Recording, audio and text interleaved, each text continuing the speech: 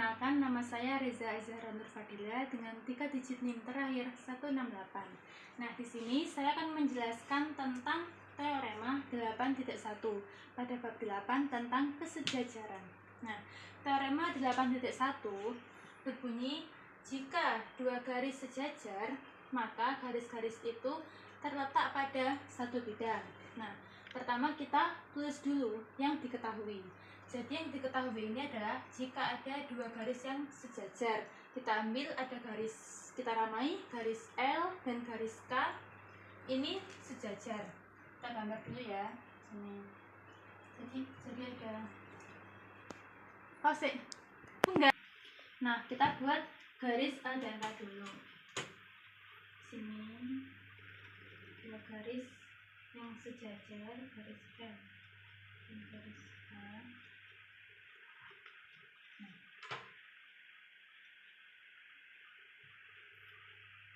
Ini garis L, ini garis A.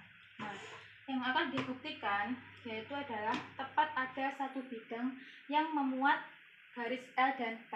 Nah, langsung saja kita masuk ke pembuktiannya. Jadi yang pertama, kita ambil sebarang titik,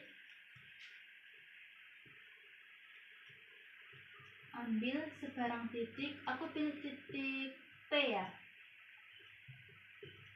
Ambil sebarang titik P pada garis K. Nah, jadi di sini aku ambil sebarang titik, aku di sini ya, di garis K. Jadi ada titik P di garis K. Nah, ini berdasarkan teorema penempatan titik.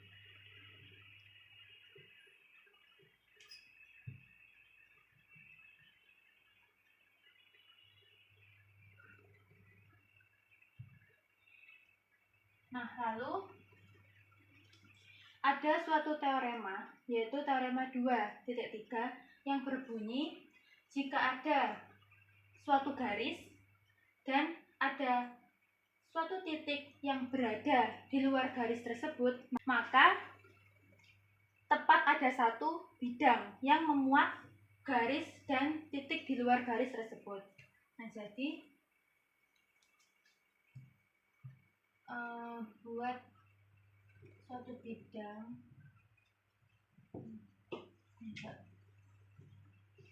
ada bidang, aku namakan bidang alfa yang memuat L dan P. Jadi ini berdasarkan teorema 2.3. Nah, aku ulangi, teorema 2.3 itu berbunyi, jika ada suatu garis, yaitu garis L, dan ada satu titik, yaitu titik P yang berada di luar garis L, maka ada tepat satu bidang yang memuat garis L dan titik P, titik di luar garis tersebut. Nah, jadi sehingga titik P,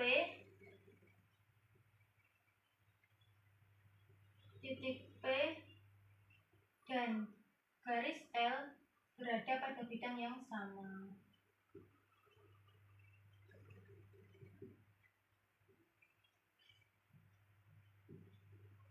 Ini sebagai akibat dari langkah 2.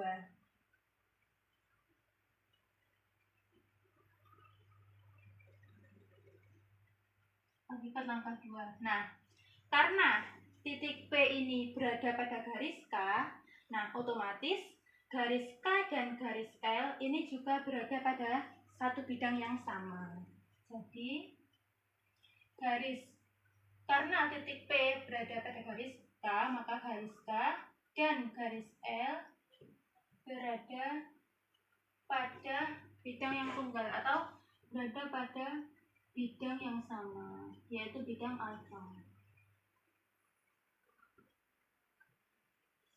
Jadi terbukti bahwa jika ada dua garis yang sejajar, maka garis-garis itu terletak pada satu bidang yang sama. Nah, selanjutnya kita akan membuktikan teorema 8.4 yang berbunyi jika dua garis dipotong oleh sebuah garis transversal dan jika sepasang sudut dalam berseberangan adalah kongruen, maka pasangan sudut dalam berseberangan yang lain juga kongruen. Nah, aku jelasin dulu ya maksud dari teorema ini. Jadi, jika ada dua garis, yaitu garis L dan garis K, dipotong oleh sebuah garis transversal, jadi garis transversalnya itu adalah garis T ini yang memotong garis L dan K. Dan jika sepasang sudut dalam berseberangan, jadi sudut berseberangan itu adalah sudut 1 dan sudut 4 adalah kongruen, jadi sudut 1 dan sudut 4 ini kongruen, maka pasangan sudut dalam berseberangan yang lain juga kongruen. Maka pasangan sudut yang berseberangan yang lain, yaitu sudut 2 dan sudut 3, itu juga kongruen. Nah, langsung saja yang diketahui. Jadi diketahui ada dua garis, yaitu garis L dan garis K, dan transversal pada garis T. Lalu sudut yang berseberangan yaitu sudut 1 dan sudut 4 ini kongruen, dan yang akan dibuktikan adalah sudut yang berseberangan lainnya yaitu sudut 2 dan sudut 3 juga kongruen. Nah, langsung saja kita buktikan.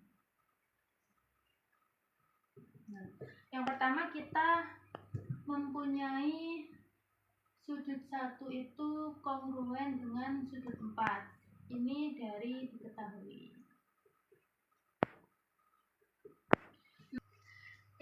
Yang kedua kita punya bahwa sudut 1 dan sudut 2 ini adalah pasangan linear.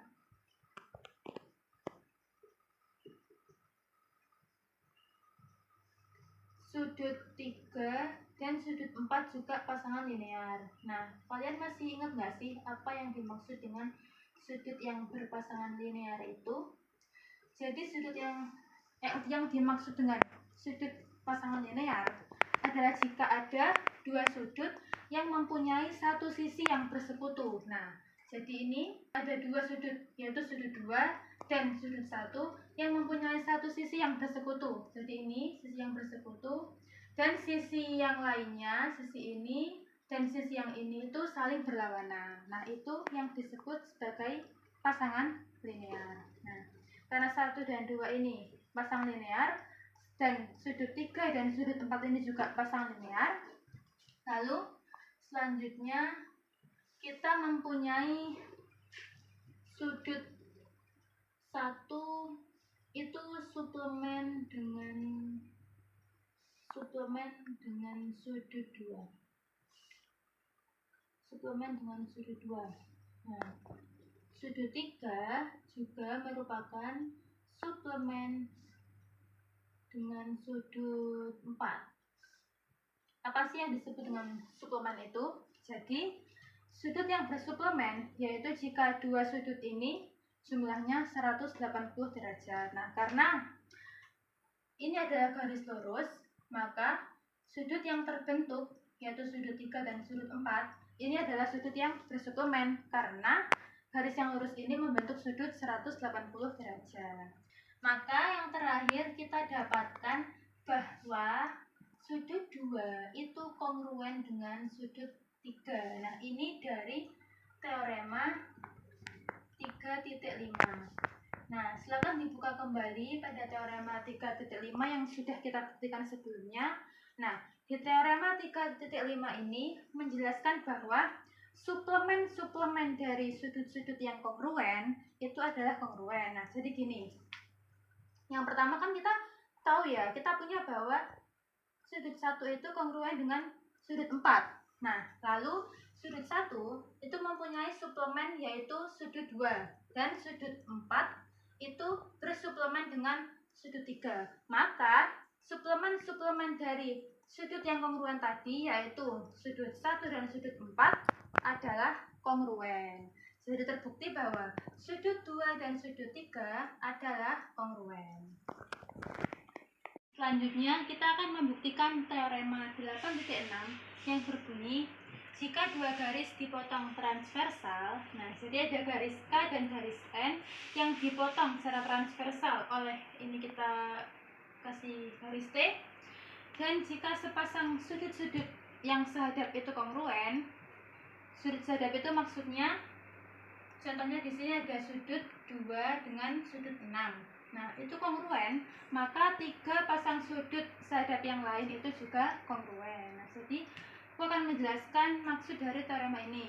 Jadi jika ada salah satu sudut yang kongruen, sudut 2 dan sudut 6 kan sehadap sudutnya, itu kongruen, maka sudut sehadap yang lainnya juga kongruen. Jadi yang akan kita buktikan nanti adalah sudut 1 kongruen dengan 5, 4 kongruen dengan 8, dan 3 kongruen dengan 7.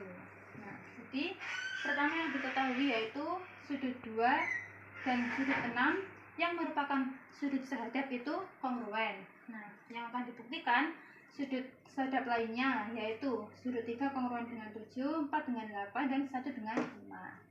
Jadi untuk pembuktiannya, yang pertama kita tulis dulu, kita ada sudut 2 kongruen dengan sudut 6.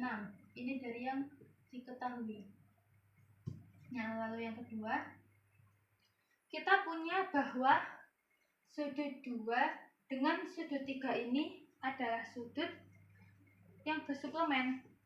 Jadi sudut 2 ini adalah suplemen dari sudut 3, dan sudut 6 suplemen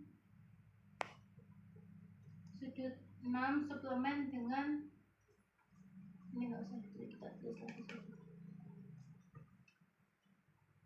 Sudut 6 suplemen dengan sudut 7.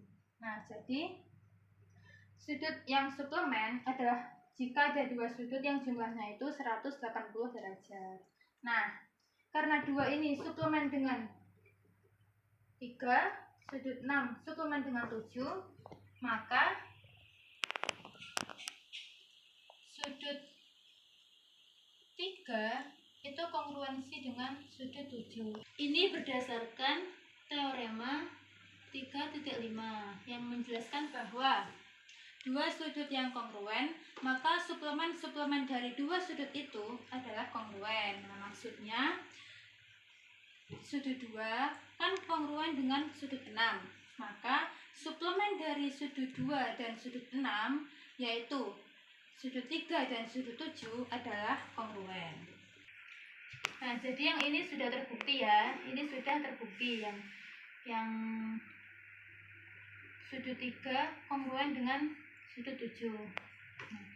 Lalu yang kelima, kita punya sudut 1 itu bersuplemen dengan sudut 2. Dan sudut 5 suplemen dengan sudut 6. Maka didapatkan bahwa sudut 1 itu kongruen dengan sudut 5. Ini juga sama berdasarkan dari teorema 3.5 dan sebagai akibat dari langkah 4, yaitu setiap dua sudut yang kongruen, maka suplemennya itu juga kongruen. Berdasarkan teorema 3.5 menjelaskan bahwa dua sudut yang kongruen, yaitu sudut 2 kongruen dengan sudut 6, maka suplemen dari sudut 2 dan sudut 6 itu juga kongruen, yaitu sudut 1 dan sudut 5. Nah, ini sudah terbukti. Lalu yang langkah ke-6, lalu yang ke-6 kita punya bahwa sudut 1 itu suplemen dengan sudut 4 dan sudut 5 itu suplemen dengan sudut 8. Karena sudut 1 dan sudut 4 ini jumlahnya 180 derajat. Begitu juga dengan sudut 5 dan sudut 8. Maka dihasilkan sudut 4 itu pasti kongruen dengan sudut 8. Ini juga berdasarkan teorema 3.5 di mana jika ada dua sudut yang kongruen, yaitu sudut 1 kongruen dengan sudut 5, dan masing-masing suplemen dari dua sudut itu adalah kongruen. Jadi sudut 1 suplemen sudut 4, sudut 5 suplemen sudut 8. Karena 1 dan 5 ini kongruen, jadi sudut 4 dan sudut 8 juga kongruen. Terbukti. Nah, karena ketiga-tiganya ini sudah terbukti, maka teorema ini terbukti. Selanjutnya kita akan membuktikan teorema 8.7 yang berbunyi, jika dua garis dipotong oleh suatu transversal, yaitu jika ada garis K dan garis M dipotong oleh garis T, maka sepasang sudut-sudut sehadap kongruen, maka garis-garis tersebut adalah sejajar. Jadi yang pertama, diketahui jika ada dua garis K dan M dipotong transversal T dan sudut-sudut yang sehadap, yaitu sudut 2 dan sudut 6 adalah kongruen, maka akan dibuktikan dua garis ini sejajar. Garis K sejajar dengan garis L. Langsung saja kita ke pembuktian. Yang langkah pertama, kita mempunyai bahwa sudut 2 itu kongruen dengan sudut 6. Nah, ini dari diketahui. Nah, yang kedua, langkah kedua, kita mempunyai bahwa sudut 4 itu kongruen dengan sudut 2. Nah, ini berdasarkan definisi sudut bertolak belakang. Jika ada sudut yang bertolak belakang, maka sudut itu adalah kongruen. Nah, dari langkah 1 dan 2, kita mendapatkan kalau sudut 4 itu kongruen dengan sudut 6. Ini berdasarkan dari sifat transitif. Nah, jadi sudut 2 kongruen dengan sudut 6 dan sudut 2 kongruen dengan sudut 4, maka sudut 6 kongruen dengan sudut 4. Lalu hasil dari langkah 1, langkah 2, dan langkah 3, kita mendapatkan bahwa N sejajar dengan K.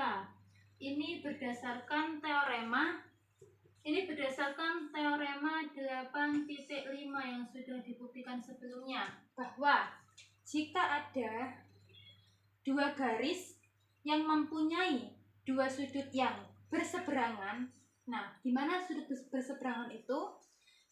Jadi di sini kan tadi kita mendapatkan hasil bahwa sudut 4 itu kongruen dengan sudut 6. Nah, di sini sudut 4 itu ternyata berseberangan dengan sudut 6 dan sudut 4 itu juga kongruen dengan sudut 6. Maka berdasarkan teorema 8.5, jika ada dua garis yang dipotong oleh suatu transversal dan dua garis ini memiliki sepasang sudut yang berseberangan dan kongruen, maka dua sudut ini, sudut K dan sudut N adalah sejajar. Terbukti.